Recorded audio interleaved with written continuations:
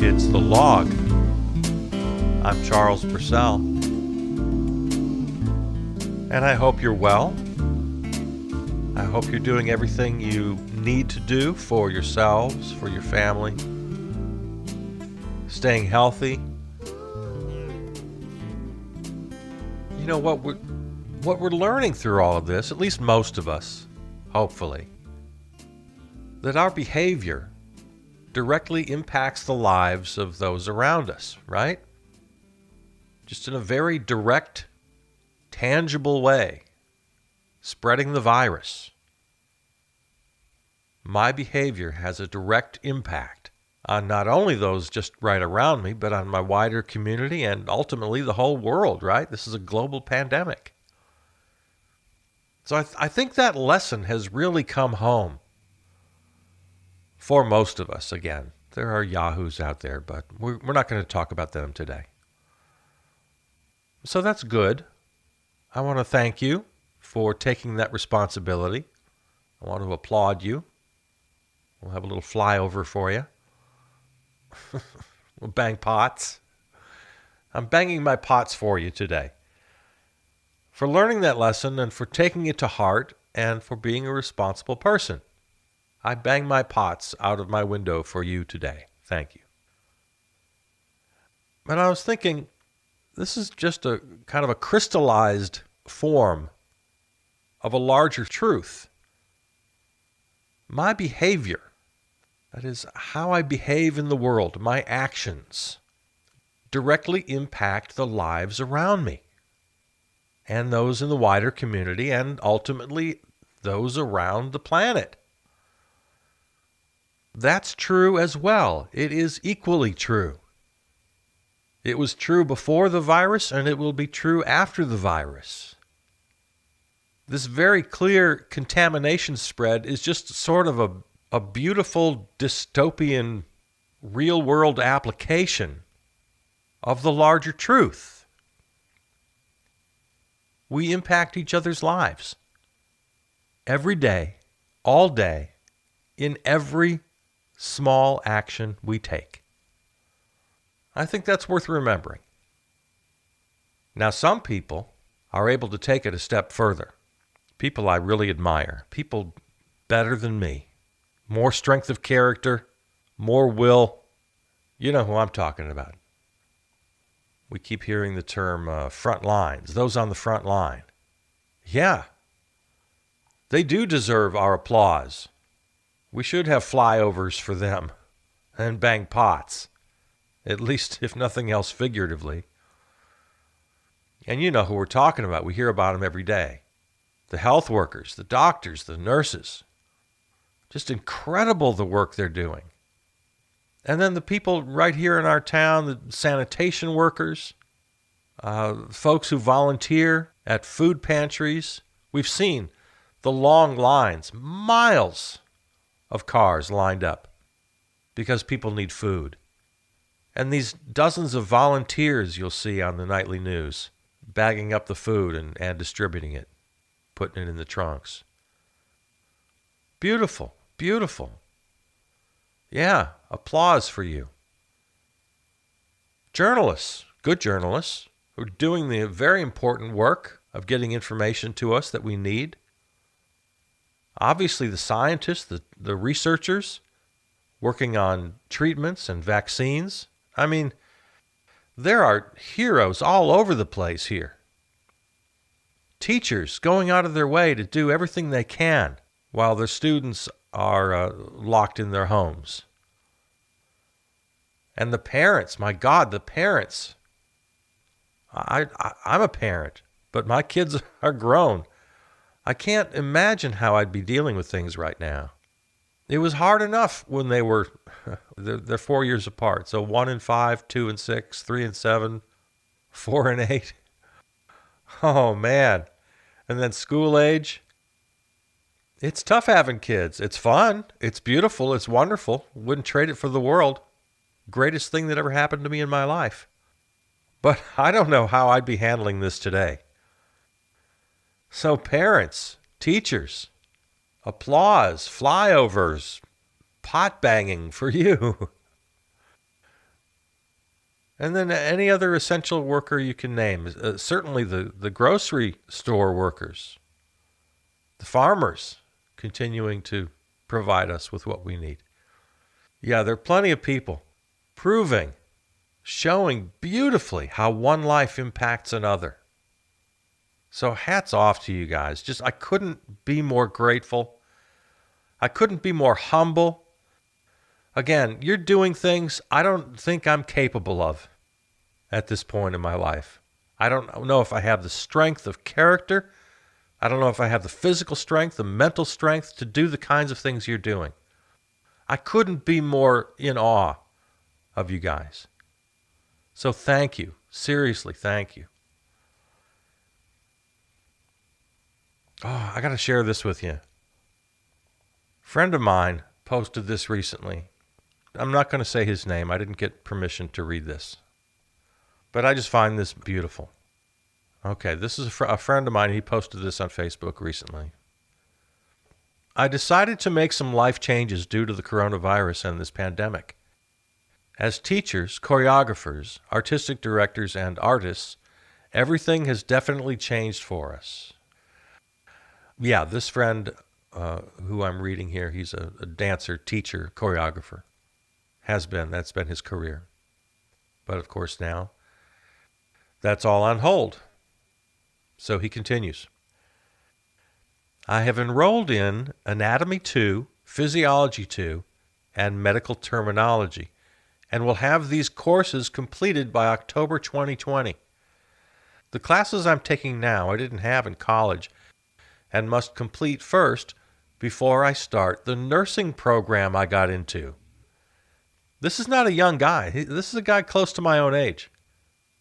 Again, without mentioning last names, I'll continue here.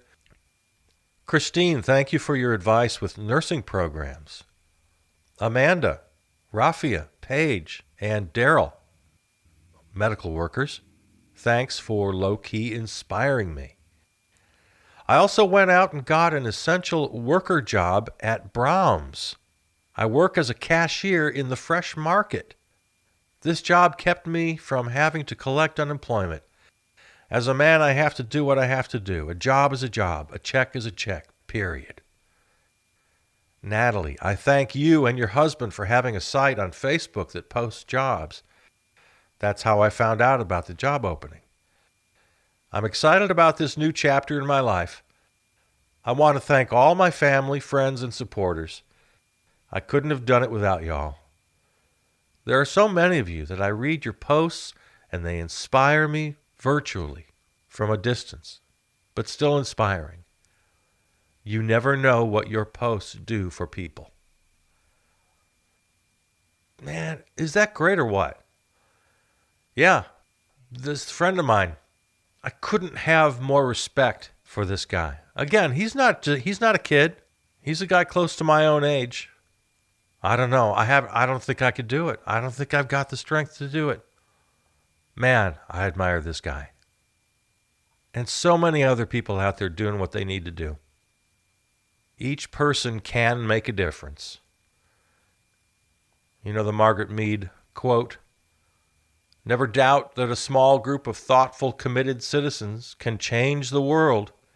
Indeed, it is the only thing that ever has." One other thing about that quote, if you'll see it, it usually says, "Never doubt that a small group of thoughtful, committed people can change the world." No, the original quote, as attributed, is citizens, not people. And that's a pretty loaded word. In fact, one of the versions of the quote I found claims that the original quote had the word organized in there as well. So citizens and organized. Yeah. So that takes it out of the realm of just the kind of feel-good hero story and puts it into a more socialistic political realm. Citizens, not just people, citizens, and all that implies. And not just citizens, but organized citizens. But the point remains, each person can make a difference. The other quote that I bet you're familiar with is attributed to John F. Kennedy.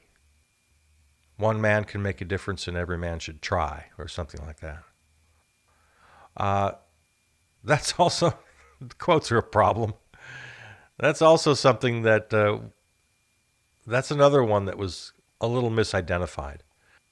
It actually comes from a 1964 brochure for the John F. Kennedy Presidential Library. First Lady Jacqueline Kennedy wrote this for the brochure.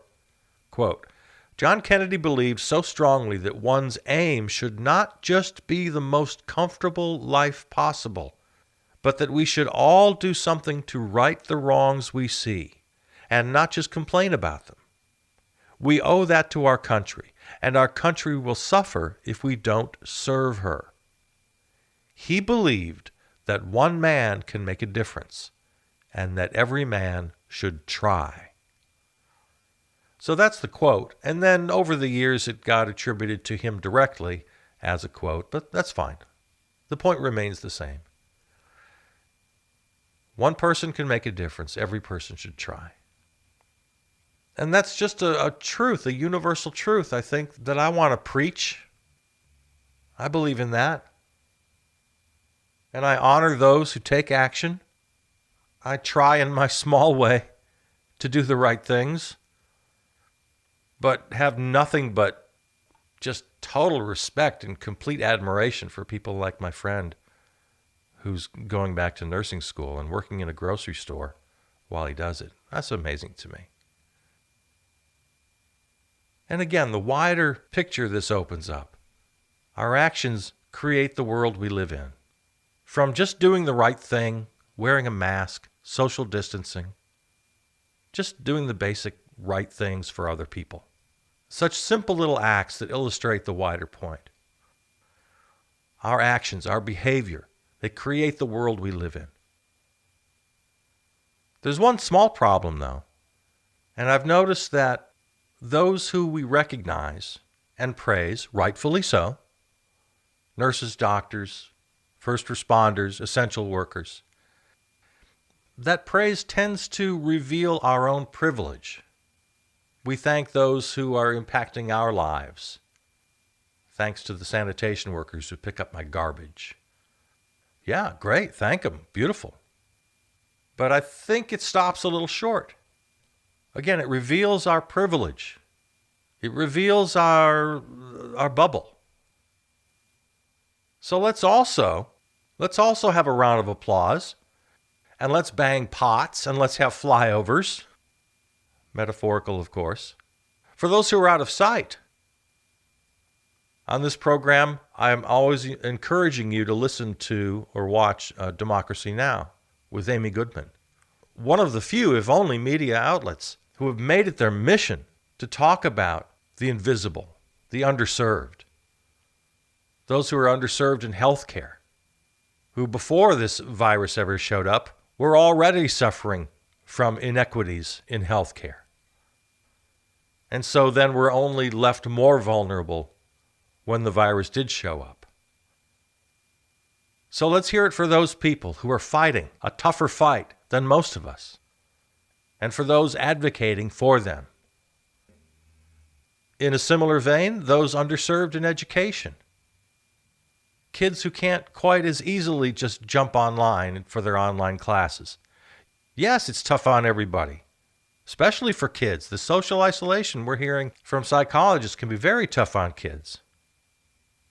But of course, as we know, or as we should know, there's a wide gap. One kid isn't just another kid. It depends on your family structure. It depends on your neighborhood. It depends on your house. It depends on, do you have that computer to do your schooling? There's this great digital divide. So if I'm applauding parents, I want to give an extra standing ovation to the parents who are working under conditions that others can't even imagine.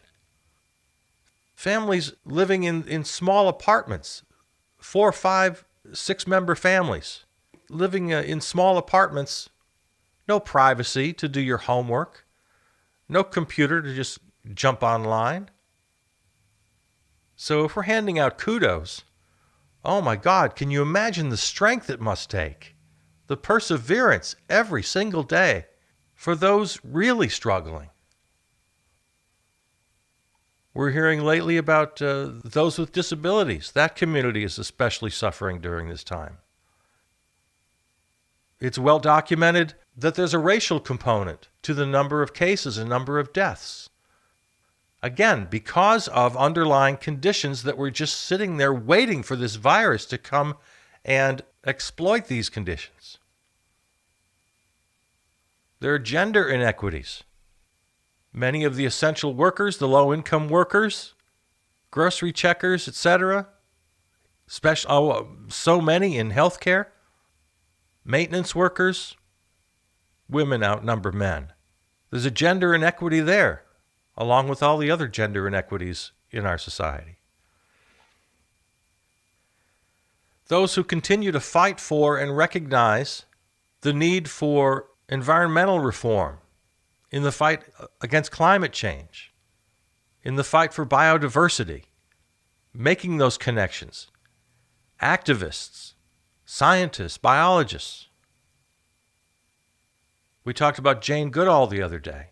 She's been a beautiful voice during this weird time, connecting the dots, making the larger connections, trying to help us understand how we live in the world. Each of us, every single one of us, the decisions we make impact the world, impact the environment, the natural environment, our relationship with animals, the dangers of viruses finding opportunity in factory farming and wet markets, and animal cruelty. So applause, flyovers, pot banging for all of these people. The incarcerated, oh my God, the hotspots in prisons. There are those within the prison walls advocating for themselves and their fellow prisoners. There are people outside the walls trying to sound the alarm. Let's have some applause for them. You know, Paul Manafort was released the other day. You know what? I'm fine with that. But release the rest of them. Every single nonviolent offender should be out. And speaking of the imprisoned, how about the kids still in cages at the southern border? How atrocious is that? How crazy is that? How much strength, how much will does it take to keep body and soul together? Imagine you're a kid. Imagine you're a 13-year-old kid in a cage in a detention center at the southern border right now. How much strength that must take just to get through the day and to survive. So how about some applause for that kid? And how about some applause for those who continue to fight for that kid? First Nations. We know Navajo Nation has been one of the hot spots for the virus. Underserved before the virus, and now suffering greater than most of us. So for all of these folks, I want to thank you, and I want to give you recognition, and I want to give you your virtual flyover and your pot banging and your applause.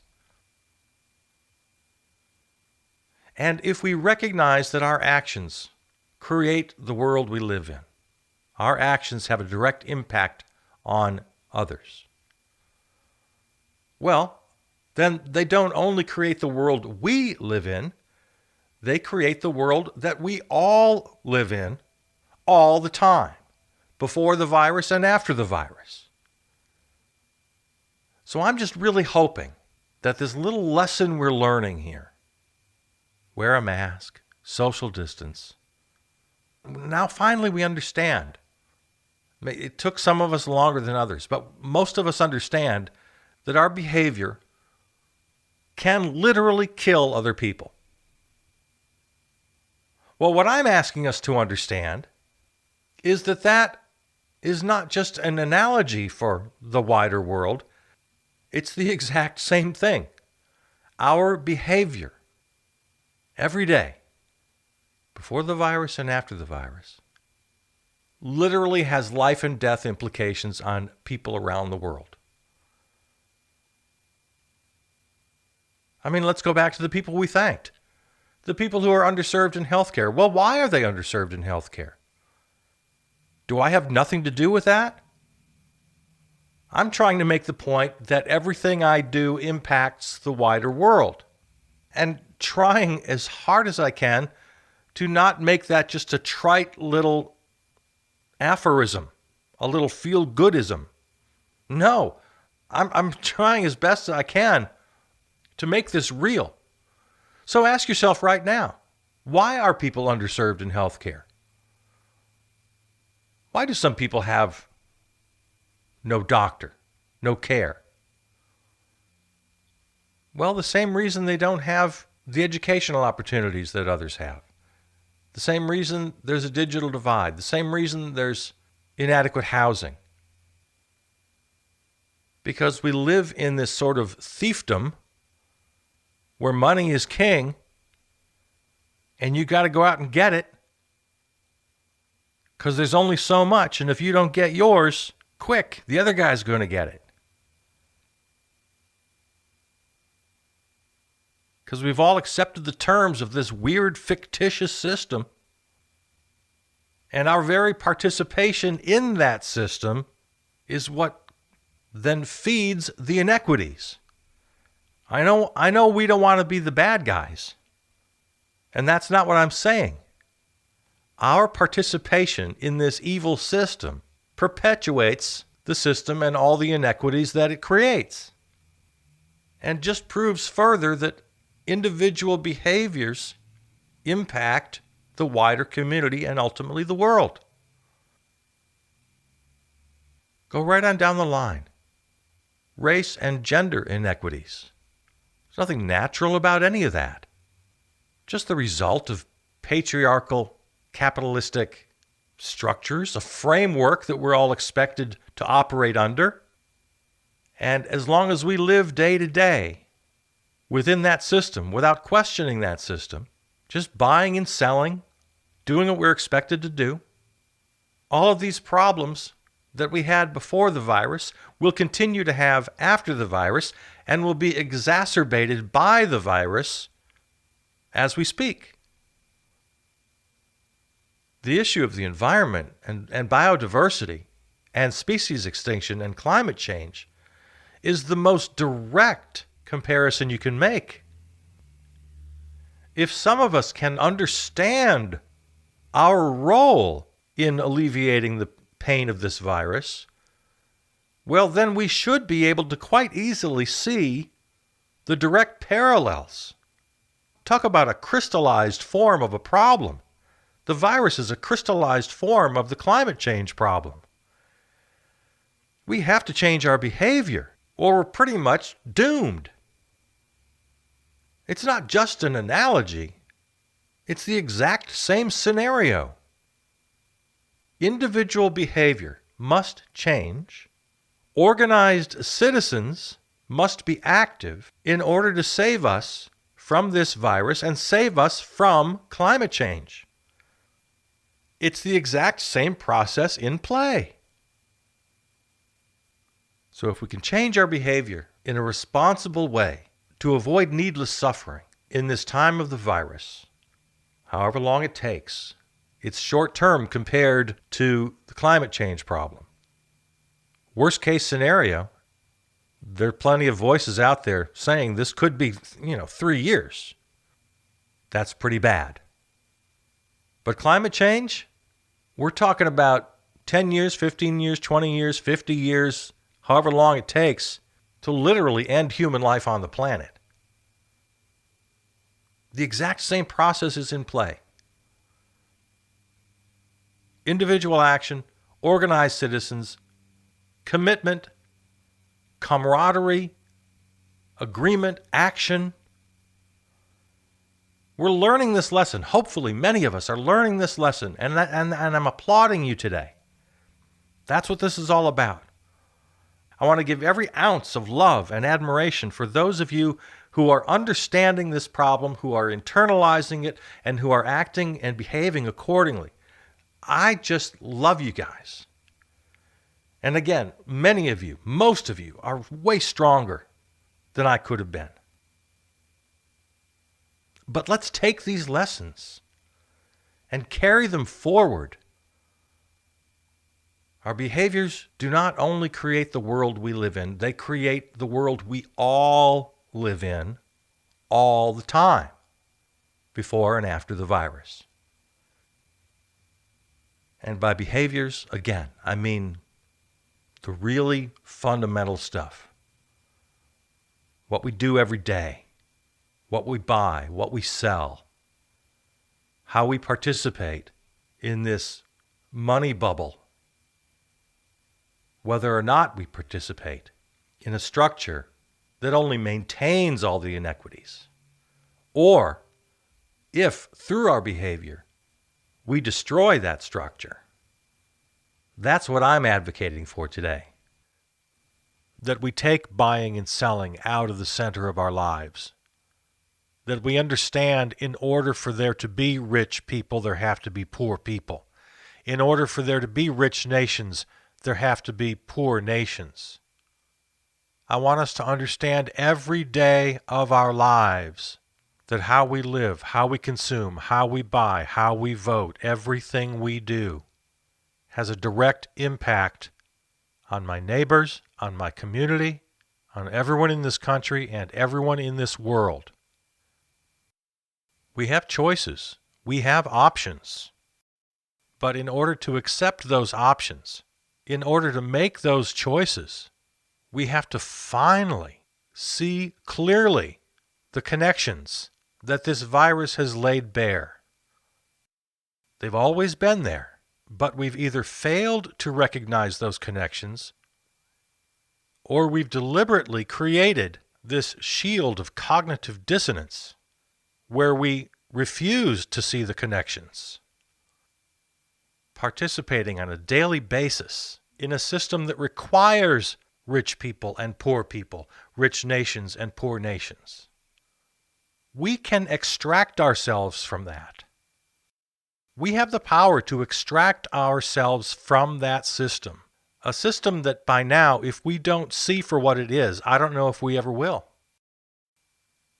So for those of you who are able to see those connections between you and every other person and animal on this planet, and for those of you who are able to make the necessary changes in your behavior and to act and to organize, you're the ones who are getting my applause today. I applaud you.